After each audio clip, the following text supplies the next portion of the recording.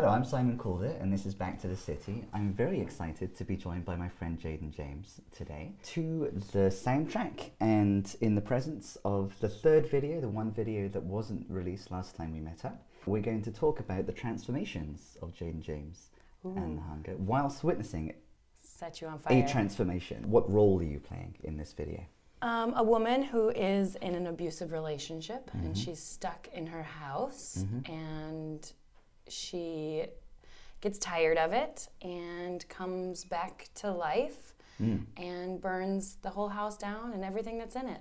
It seems to often be in May that major changes Gemini happen. season. Right, so back in May 2016, you quit your job. So that was a really significant catalyst of a month for one particular evolution of the Hunger. At the time, that was the biggest change. That was the biggest thing I had done, was because I was making the most money I'd ever made. Yeah. And I was like, nope, not going to do that anymore. Going to live very minimally and have a 10-piece band. So change, transformation, evolution is not new for Jaedyn James. There's this thing that I say a lot, which is like, I just follow my body. I just follow my body and my instinct and my intuition. I just feel like before I constructed the band, I was so lost. I never had the vision, or it was there, but it was just buried and buried and buried underneath everything. Yeah. And so anytime I get a really strong reaction where I can't ignore it, like the body is just moving forward and the mind is kind of after it, I just have to listen to it. I like that kind of knowing too. I'm like, I don't have an answer for, I don't have a real answer for why May and why springtime is the time when I feel it's necessary to act. Yeah, because that's also when you planned the 3 music videos. May 2017 is when another big transformation. Or it'll start happening in winter when I'm in hibernation, and then I'll start really figuring out how I'm gonna put it out there in the world. One of my favorite moments is when I'm sitting in the chair and Ben walks past the window and you see his shadow. Yeah. And there's this anticipation and this kind of like fear just by seeing that shadow. And that was the thing, is like we wanted to reveal a lot, but not having to just to see it be, this raw abuse. There just had to be this like intensity behind it, because it's a very intense experience to be in an abusive relationship. But also there's like chemistry between these two people. There's like one scene where she's trying to fight back too. So you see that there is something there is strength. And that's usually from the women that I've talked to and what I experience. It's not that you're just this quiet person that's just like taking it and taking it. It becomes abusive on both ends and you become part of the problem. And that too, like for me, constructing the video and the story of the video, I was like, well, I don't know if I want to burn him down or if I want to send him to therapy. Like, how do we, like, I want to rehab him, because I don't want to give up on, abuse is so prevalent in our society of men and women and, even women to men. And if we just say like, yep, you're bad, it's over, kill him off. If we just ended on that note, there's no making something better. There's a moment in the video near the end when the eyes open again. I just think that it's so interesting how the video plays with this moment of suddenly being present and being aware of one's power. And it plays with kind of mythology, I think, too, because then there is so you're kind of 2 characters in a way. Right. Could you talk about the fire-bearing Jaedyn? Sure. So the other thing too is that it's important for me, like, that she might not have actually come back to life. Yeah. A lot of this might have just been her imagination before she was killed off. Right. Because a lot of people don't get out of abusive relationships. Personally, I am a survivor, and so that's great, and there's a realization for that individual. And this is all really symbolic of the relationship we're in our country too. Absolutely, yeah. So it really had to like encapsulate that whole feel too. And there definitely are 2 sides to me, and that's why so many times I like call myself the predator and the prey, because there's a very like confident, like I'll burn you to the ground. People think I will set you on fire. I will set you on fire, like I'm really intense. But even now, like I'm starting to blush because thinking about that side of that side of myself makes me nervous. That you can realize your own power. And that people respond to it. There are these parallel realities because we have the character that we meet at the beginning standing there in the forest. In the nightgown. And then simultaneously we have the fire-bearing kind of mythical... At the end of the tunnel. Right. And these two things coexist. Both are real. So the thing is, with that shot and where we shot, that's all one location. The river, the tunnel, the house, it's all in one place. We really wished we would have had a bigger budget to have like, where you can see that the woman standing in the nightgown on the riverbank is actually looking at the woman in the tunnel that's coming out of the tunnel, and is, you know, the fire goblin monster. The fire goblin, that's she needs a name. The fire goblin whatever monster. she is, that crazy thing. The decision to act is what the video kind of captures. Right. Speaking of which, you've made some decisions. I have. I've made some decisions. Putting the video out. So one, I wanted to put the video out on Christmas Day, and then we kind of decided like that's not a good gift. Like it's too serious to be. It's not very celebratory. Yeah, I mean it is in a serious way, but not in a Christmas way. This is Guy and I, who is we, decided no, that didn't make sense. And at that time, I already knew the changes I was going to make, which was changing personnel in the band. One of the reasons I feel very strongly about being able to talk about it openly is I'm curious about what happens in bands. I'm curious about why they make the decisions they do and how it happened, and kind of the mythology behind bands and the story. So I put the video out. I released it on January 1st of 2018, and within that first week I let go of 4 members of the Hunger, and also gave the existing members, or the remaining members, a month off to think about if this is what they wanted to do. Did you redefine did you clarify? I've always been very open about what my expectations are and what I want out of it. Well, there's been many different kind of manifestations of the Hunger. And I've only been getting more and more comfortable about what my role is and what I want out of the people around me, and it really was a big, beautiful family.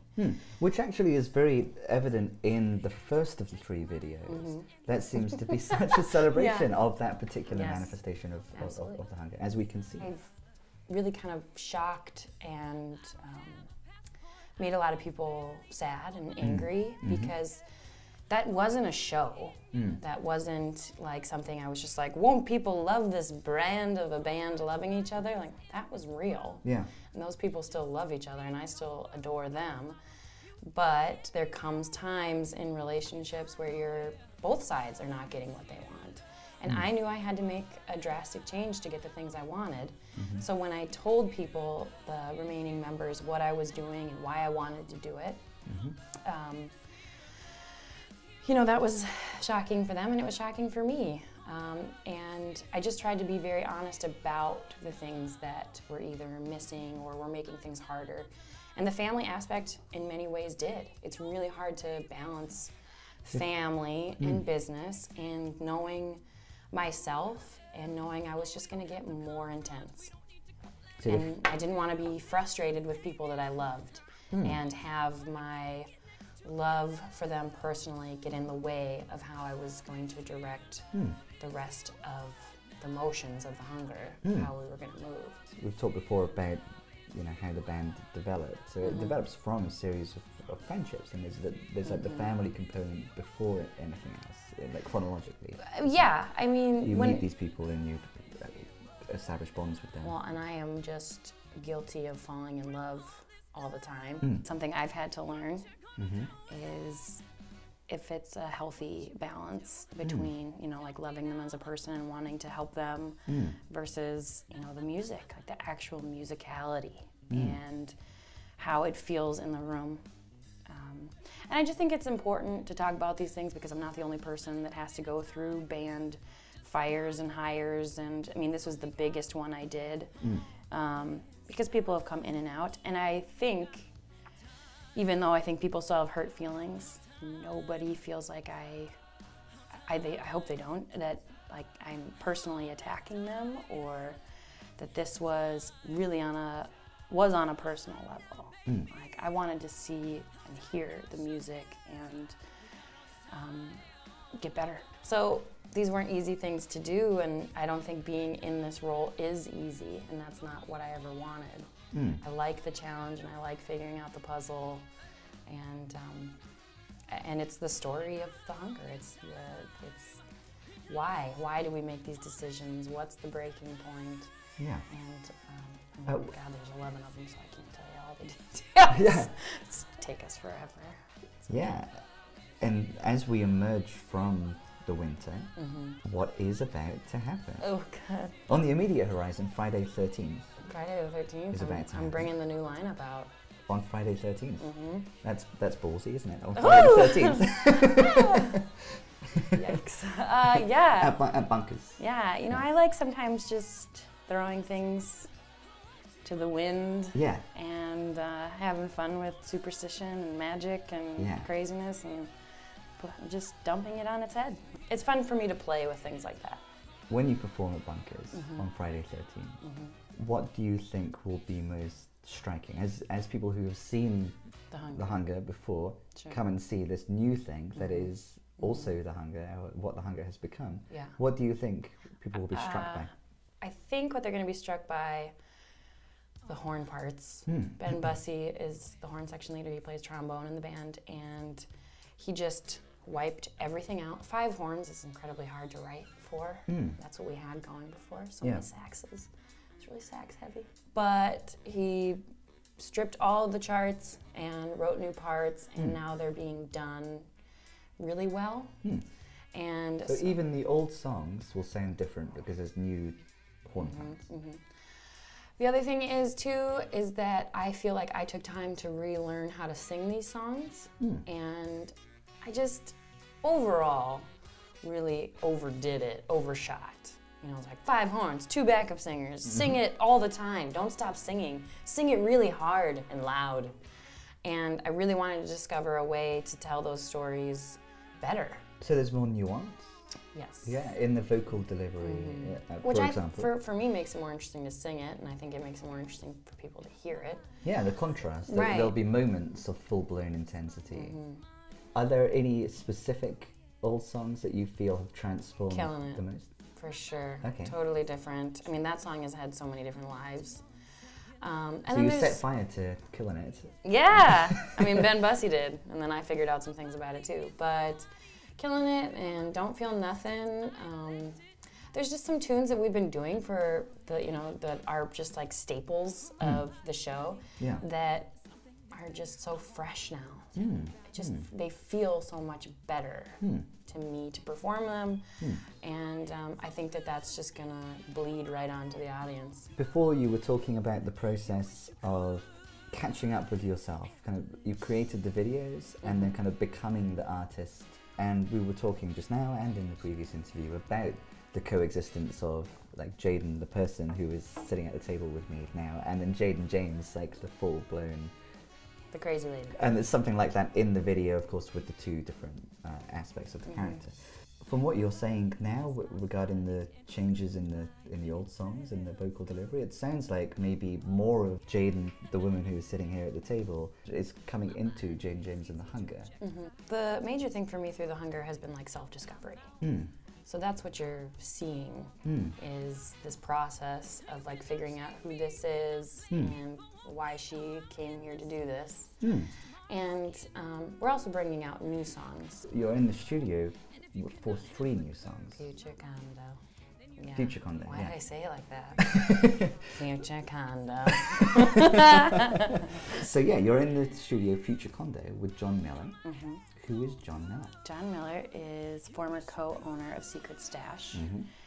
He is many things. He's very intense and hardworking, and he's as passionate about recording as I am about being a goblin lady. So about being this goblin. Yeah, so it's a good match. It's a fun room to be in. Yeah. And plus we've got Sam Harvey Carlson in the room. He wrote Outright, which is one of the songs. One of the 3 songs. The ballad. Was written by him. Is that the first time that there's been a Jaedyn James in the Hunger songs that you were not the primary writer of? Yeah. Yeah. I mean, How did that the come other to songs, like it has been a collaborative process. So Jason, the bass player, or people can bring in like the primary idea, the base of it. But yeah, this song was pretty much all together by the time he brought it to me, except lyrics. Yeah. But he had an idea of melody, and then... Did it have the name Outright? The reason why I got the name Outright was because when he sent it to me, he was trying to say outro, and it got corrected to Outright, which seemed to just make sense for who I am and what we were trying to do. Right. You're being forthright and outright. I want to put this recording out right. The thing is, too, is that with every new recording, every new place we've gone, because this, Future Condo, this is the first time I'm working with this team, and with these members, it's all an exploration. I'm not gonna be like, yes, this is forever, this makes sense. It's like, we're just figuring out if these relationships work. So far, it seems like a really good marriage. Yeah. But, who knows what's gonna happen? Yeah. We'll see. Another really good marriage is with Scotty, the guitarist, who will be another striking new feature on Friday 13th. Can you talk a bit about Scotty? I would love to talk about Scotty. I love talking about Scotty. So Scotty, funk and soul is just something that's very close to his heart. And that's the thing too, is that the first assembly of the band, it maybe wasn't musicians that all understood funk and soul and R&B and rock, and knowing that we're gonna blend those and play with those, and he got it. So not only are his favorite artists my favorite artist, but he's really into like Frank Zappa and all this like weird stuff. Yeah. Which works because I want to have things that are kind of like outside of regular funk and soul. And so he understood that. Also, he just really wants to work on it. He loves to work. How did you encounter him? I met him at the Electric Fetus. I was putting up a poster and he said he liked my pants. Oh, that's a perfect meeting. Like, and the rest is history. Do you want to be my friend? And this was a friendship that then led to... Right, to him being in the band. Yeah. And it's just, he offers so much for the music. And he's just a wonderful human being. And he's in other bands too? Yeah, he has his own band, Planet Pluki. Planet Pluki. That's a I'm cute going to name. say that a lot. Planet Pluki. Yeah, Planet it's fun. Pluki. That's fun to say. It is fun to say. Yeah. They're a great band. That's his project. I'm glad I picked him up when funk? I did. What genre is? Yeah, I wouldn't say it's like full out. It's experimental. Okay. And some funky grooves and sounds going on in there. It's more guitar heavy. Yeah. So the thing that's going to be striking is that Scotty has a lot of, there's more guitar solos. And guitar's not my, who was it? I think it was Andrew Wozniak I was like, he's another wonderful guitarist in town. And he was like, I thought you didn't like guitar, because I always say like, guitar doesn't really speak to me. Right. When he said, I thought you didn't like guitar, I go, I don't like guitarists. Most guitarists. But I got my mind changed, Yeah. So that's going to be another really important, fun part of these songs, which I think is really important, not just that I like these new solos and these new takes on these songs, but people seem to like guitar, so I'm excited to offer that as a new flavor. There's new guitar. There will be, not out on Friday 13th presumably, but in the future there will be strings in some Oh my context. gosh, if we could do a performance with strings, that would be crazy. Yeah, that's in the future. Maybe maybe May 2019. Oh golly. Do you anticipate having yet another rich May next month? Next month? It's such a rebuilding year. I'm really trying to figure out what the strengths and weaknesses are of what I'm doing. Yeah.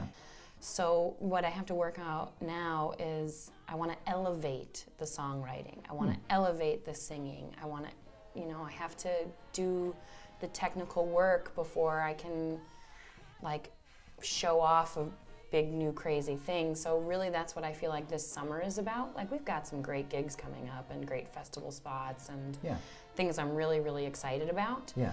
But in terms of like something besides like, you know, breaking up the band, rebuilding it, and putting that out, that's about as much as I can handle right now. Right. You know, like that was a lot. That was. I'm tired. I would like to be able to go to vocal lessons and not be like, I'm overwhelmed. So that's really like the behind the scenes stuff is what I want to focus on, and just crafting. I want to craft. So it seems like, you know, here you are at the end of the video, at the end of the interview, standing there, aware of the presence of the goblin you at the end of the tunnel, and you'll be quietly behind the scenes working at. I don't know if it's quietly. Well, you'll be singing, so I suppose it will be loud. But there'll be a lot of dynamics. yelling too. Yeah. There'll be some very quiet moments. Yeah. And we will witness this dynamic performance on Friday 13th, April, Friday 13th. Friday the 13th of April, At 2018. Yeah. Bonkers. It's going to be bonkers. Can't wait. I'm so excited. It's been such a long time since, 4 months to not be on stage and not to be able to like unleash. Yeah. It's crazy. And I miss everybody, you know. I miss the people that we have that come out to the shows. It's a community. And like I hurt some of those people, so I don't get to see them. And I really want people that have been a part of the experience to know they can still come and there's still like a home for them, because it's not even so much about what's going on stage as it is about this community, that you get to come to a show and express yourself, and it's crazy and it's imperfect and it's wild, and that's what I always wanted, was to have a place where people can express themselves with me. Purple Funk Metropolis, they're this kind of new band, like getting their own steam, and it's going to be exciting to share the night with these young guys. Nice, yeah, and Bunkers is the right place for this funky activity. Yeah, it's one of the original houses of funk in Minneapolis, you know? Yeah. It's really important to me to have a good relationship with Bunkers. Yeah, a home of the Minneapolis sound. It is. If you haven't been to Bunkers, that is a mistake. It's wrong. It is. And it would not be a mistake to go on Friday 13th. Yeah, you should go on Friday the 13th too, but go anytime, because you can trust that the shows, the people that are playing there are incredible. Where else can you enjoy some popcorn whilst getting funky? My house. Keep that in, that's important. Keep that part in. You know where Bunkers is? It's 8th and Washington. Yeah. It's in the North Loop, which I love what the North Loop has become, the new North Loop. And to have Bunkers still there, just doing its thing, it's just really important to me that it stays exactly the same. I do not want it to change. Some things transform, some things should stay the same. Right. Bunkers is something that should stay the same. Jaedyn will continue to evolve. And we look forward to the first performance of this new Jaedyn James and the Hunger at Bunkers on Friday 13th. Thank you very much for watching. I'm Simon Cole. This is Jaedyn James. This has been Back to the City. Fun. Bye. Bye.